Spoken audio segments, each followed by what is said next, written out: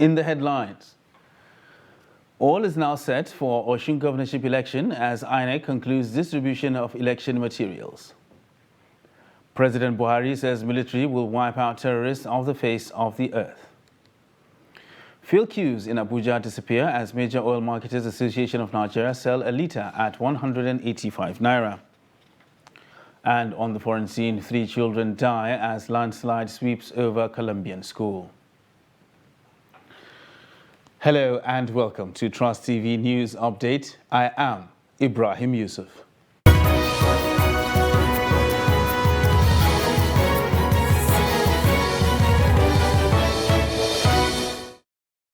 Hello and welcome once again. The Independent National Electoral Commission on Friday said all is now set for tomorrow's governorship election in Osun State. The resident electoral commissioner in the state, Professor Abdul Ghani Raji, said all that needed to be done has been done. Speaking in Osogbo, Raji said INEC is fully prepared for the election. We are fully prepared. I can tell you that if election is going to take place today, we are good to go. We have taken delivery of all the non-sensitive materials. We have ensured that we did all voter education and sensitization. We covered all the primaries. All the parties have been, all the candidates, the list has been displayed. Every other steps have been taken. We have also ensured that all our racks, all our collation centers, all our PUs are intact. In fact, meanwhile, a youth-based non-profit organization, Yaga Africa, has raised concerns over issues that may affect the credibility of the Osun governorship election.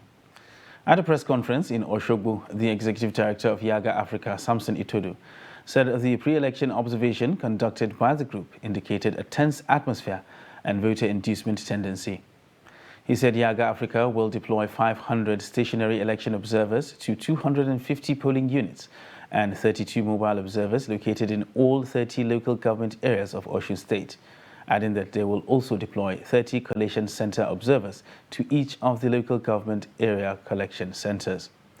Speaking with Hamid Oyegbadi, Yaga Africa's election manager Paul James urged security agencies to be proactive in dealing with security threats to ensure a peaceful exercise in the state. Yaga Africa's election observation project rests on 4 main pillars. The first one was on the pre-election observation. And part of what we talked about today is part of our pre-election observation. Then the PVT, which is the parallel vote tabulation, which we've also talked about.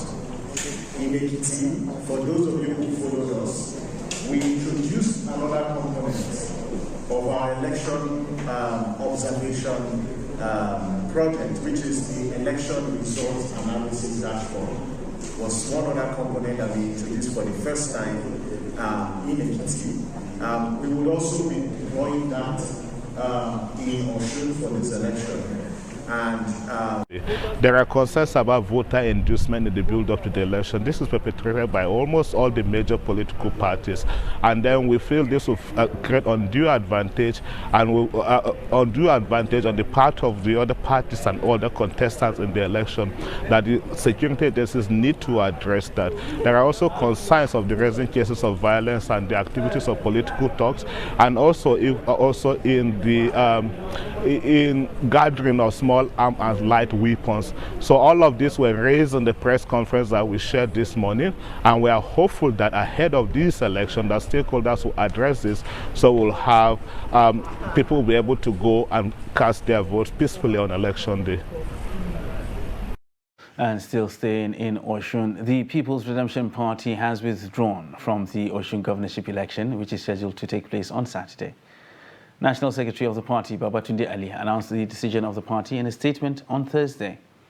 The PRP blamed the decision, which comes less than 48 hours to the polls, on the governorship candidate in the state.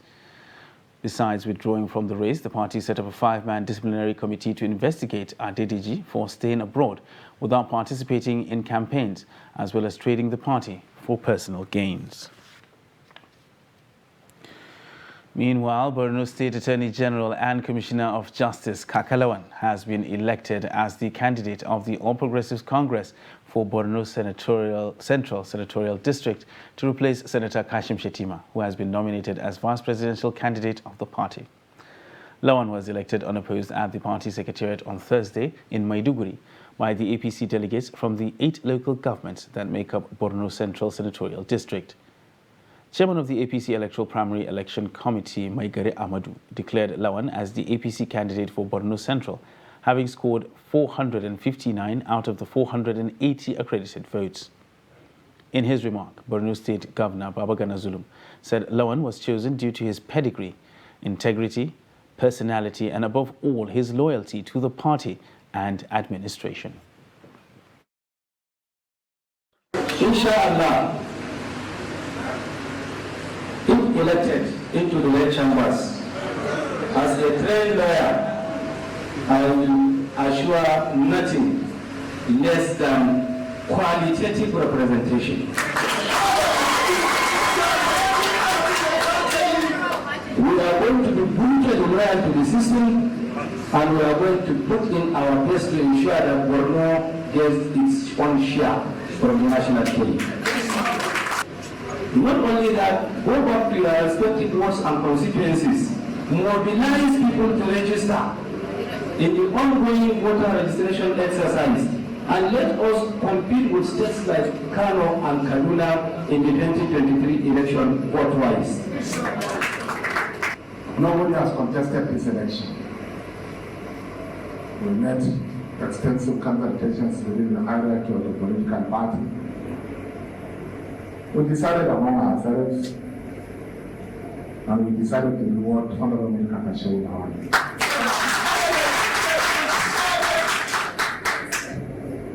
Not because it's better than the remaining people, but because he worked assiduously in building the party. And because he has never held any political position. The capacity of Kaka Lawan, his humility, his pedigree, above all, his personality and integrity were never in doubt. The Independent National Electoral Commission, INEC, says it is acting about reports and videos trending online about permanent voter cards allegedly buried underground in some locations, including the compound of a high-profile person.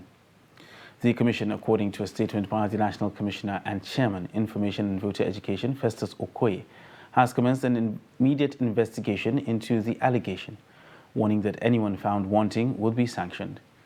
The INEC Commissioner appealed to those who found the allegedly buried PVCs to deliver them to the Commission's nearest state or local government office.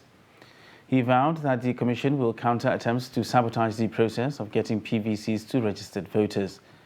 He assured Nigerians that the matter will be pursued to its logical conclusion. And despite recent security lapses, President Muhammadu Buhari has commended the response of the armed forces of Nigeria to the Boko Haram insurgency, banditry, militancy, kidnapping, as well as the activities of separatists and armed militia. The President spoke at a graduation ceremony of 247 students of the Senior Course 44 of the Armed Forces Command and Staff College, Jaji, Kaduna State. Kainde Amodu reports. Terrorist attacks bearing the hallmark of national and trans-border insurgents have increased in frequency in the last few months.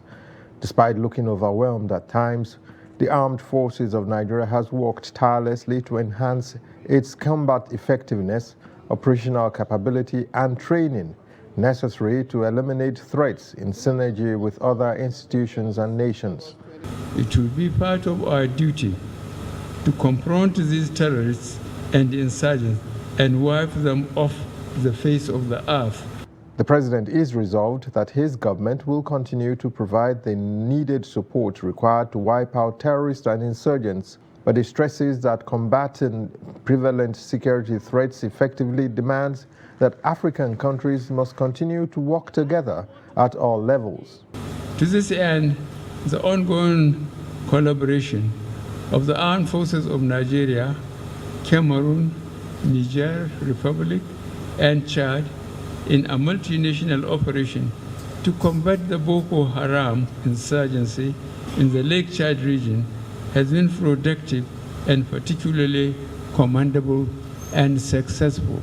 Commandant of the college, Air Vice Marshal Olurotimi Tuashe, explained that students from the college have been sufficiently trained and equipped to cope with most challenges in their career with the staff and leadership skills acquired in the college. The college has laid a solid professional foundation for you to make timely and informed decisions. We also prepared you to fulfill all types of appointments in your grade. 111 Army officers, 69 naval officers, 42 Air Force officers, 10 students from paramilitary organizations and ministries, departments and agencies, as well as 15 international students completed the 48-week intensive training. Kehinde Amodu, Trust TV News. You're watching Trust TV News Update. And still to come on the news, dumping waste killing aquatic life. Details of this and more after the break. Do stay with us. Every patriotic Nigerian should hear this.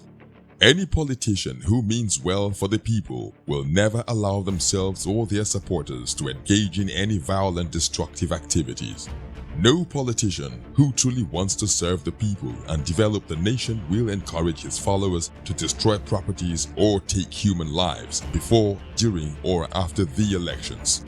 The Nigerian public must watch out for these traits and isolate any politician who encourages supporters to engage in violence. No genuine politician or patriot will cause trouble and seek to destroy the very society which they aspire to lead or develop. Politicians who have the good of the people at heart will not allow themselves or their followers to engage in violence, destruction of properties, and then taking of lives. Be vigilant. By their words you shall know them. Shun violence. Stay away from politicians who want you to do so. Let's join hands to make the 2023 elections peaceful. This message is from the National Orientation Agency, NORA.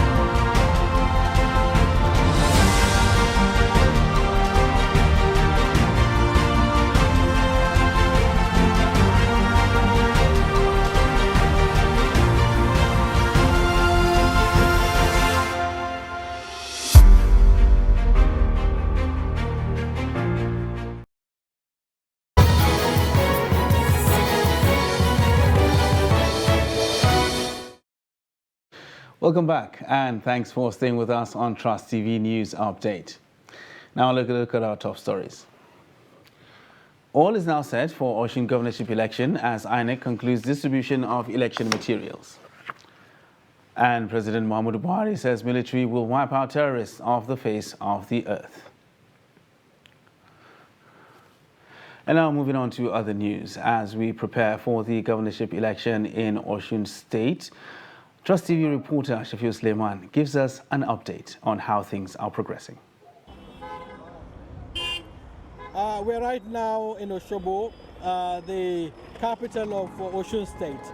And as you can see in my shot right now, the citizens here are going about their normal businesses, awaiting the conduct of the Saturday election, governorship election, which is also expected to usher in, the next governor of the state. As we speak, there are 15 political parties that are contesting in this election. At least 5 of them seem to be very visible. The ruling APC, the major opposition PDP, the SDP, the Accord Party, and the Labour Party. there are 1,955,657 registered voters, and they are expected, to decide who becomes the next governor of the state. There are also 370 polling units, that is including the ones recently created by INEC. They are spread across 332 political wards. This is where the election is expected to take place. And as we speak, the election is very much crucial to the political parties, at least the two major political parties, the incumbent APC, which is battling to retain its mandate, and the major opposition PDP, which is warming up to take over the mantle of leadership.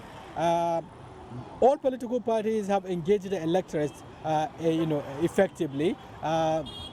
Yesterday was the last, campaign rally, which was conducted by the major opposition PDP.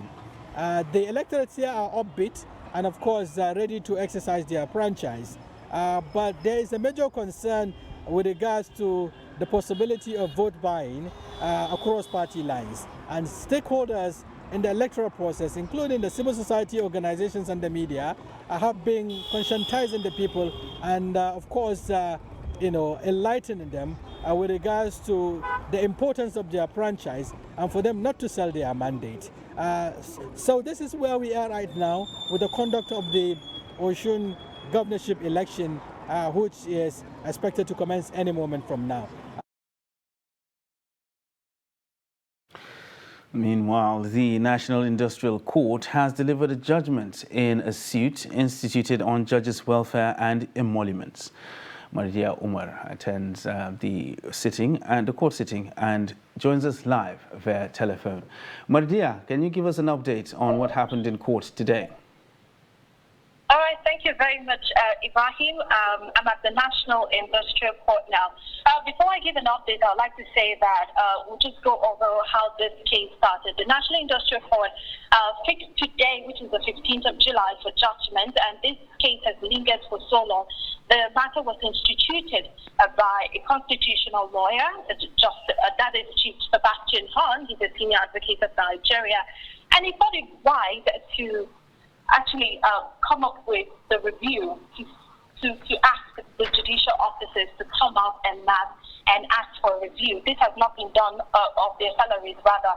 This has not been done for 14 years, that is from 2018. So the claimant, which is Sebastian Hahn, a senior advocate of Nigeria, and the fourth defendant, that is the Nigerian Judicial Council, they said that the gradual economic downturn, socio-economic circumstances, and devaluation of the Naira since 2018 has greatly affected the salary structures of the judicial officers. So there's a need for an increase of their salary. So to cut the long story short, the court, the industrial court, through Justice Obaseki Osage, raised an injunction. It said that the second and first defendant, which is the National Assembly and, of course, the Attorney General of the Federation, do not have power to refuse to review the salaries of justices and judges of the specific state of the Federation, plus the FCC.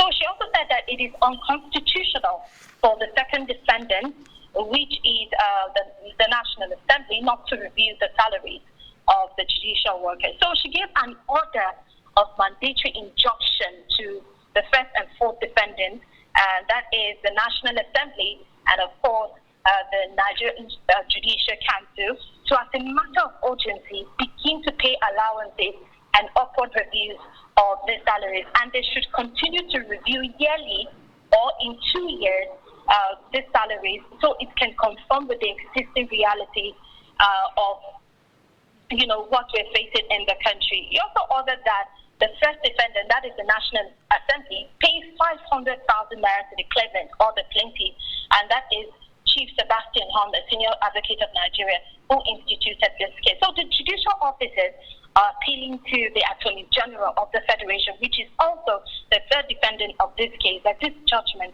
is enforced with immediate alacrity as soon as possible. And that's the judgment today in court. All right. Thank you very much, Mardia, for that update. Thank you. All right. Mardia Umar there giving us an update from the National Industrial Court. Meanwhile, Plateau State High Court sitting in Jos has adjourned the trial of a former governor of Plateau State, Senator Jonah David Jang, and a former cashier in the office of the Secretary to the state government, Yusuf Pam, for judgment. Justice C.L. Dabup adjourned the trial on Thursday, July 14th, after the adoption of a final written addresses by both the prosecution and defense counsel.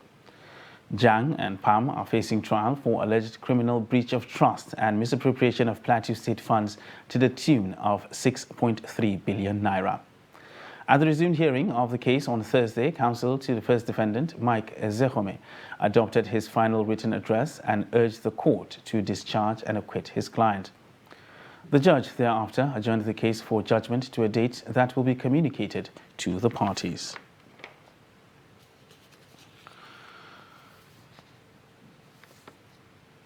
And Ikeja Special Offences Court has convicted and sentenced Nollywood actor Olarinwaju Omiyika James, alias Baba Ijesha, to 16 years imprisonment for sexually assaulting a 14-year-old minor. Justice Oluwatoyin Taiwo, in a 2-hour judgment on Thursday, convicted James of indecent treatment of a child, sexual assault, and attempted sexual assault.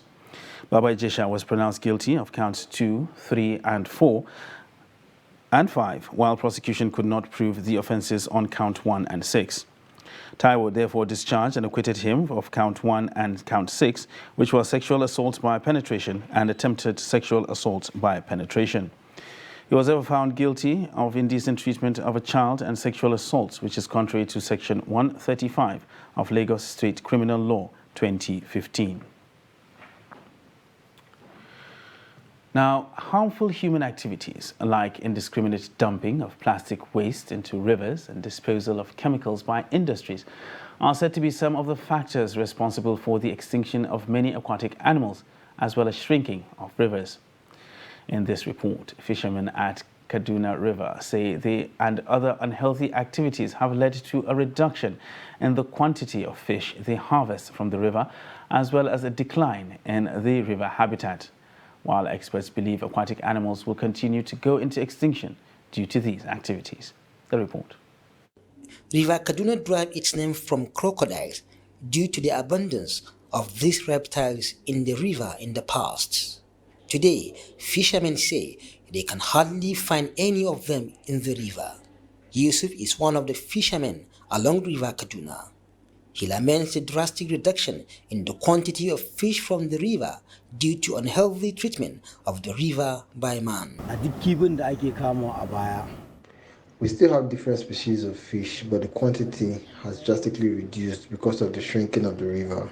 Abubakar Muhammad is an environmentalist and climate analyst. He says plastic waste kills aquatic life as it can stay for millions of years without decomposition.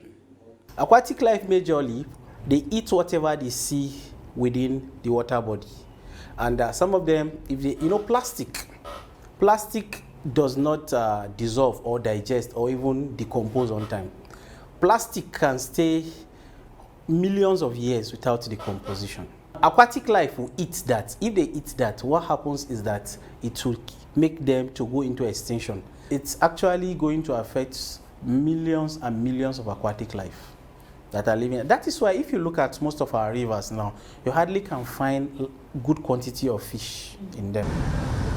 One of the sources of protein is aquatic animals. He says if nothing is done to get rid of plastic in the river, it may affect food production. This can actually bring about challenge in the production of food, because one of the major sources of protein is from the aquatic life.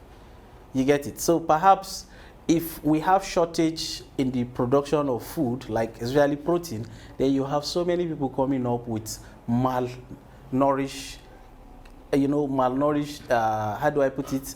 malnutrition. That is people coming up with sickness like beriberi and so on and so forth. The climate analyst says industrial wastes that empty into the river affect aquatic life, adding that discouraging indiscriminate dumping of plastic and the promotion of recycling activities will rescue aquatic life from further extinction. Industries, their wastes that they are allowed to run into the drainage, from the drainage to the water body, also affect aquatic life, especially petroleum wastes. You get it? They affect aquatic life because some of them can actually make this aquatic organism, it depletes the oxygen that is found in water. Most of these plastics, this petroleum waste, and some of this wood waste that they throw into water body can actually be refined for production. Yes, it can be turned into money. Any other waste that comes to the river will decompose after some time, but the plastics wastes do not. Experts say healthy aquatic life can be achieved by using fewer plastic products, participating in river cleanups, and supporting organizations working to protect marine life. And now for a look at the foreign scene, where 3 children have been killed by a landslide that buried a rural elementary school in northwestern Antioquia. According to authorities, officials in Antioquia province said about 20 children of preschool and first grade age were at recess, along with the teacher and the mother of one of the students in the cafeteria of La Legia school when the landslide hit on Thursday. Most of them escaped unharmed. 3 died and 2 who had to be dug out of the building were taken to hospital for treatment. Antioquia's Secretary for Territorial Development said water-saturated soil broke loose near the top of the mountain on which the school stands. Video footage shared on social media showed dozens of people with shovels trying to remove a heap of felled trees and rubble. 2 digging machines were also deployed. According to the school teacher, there were 22 children present at the time of the landslide. And that wraps up Trust TV News Update for this hour. For more news, you can subscribe and follow us across all our social media platforms. I am Ibrahim Yusuf. Thanks for watching.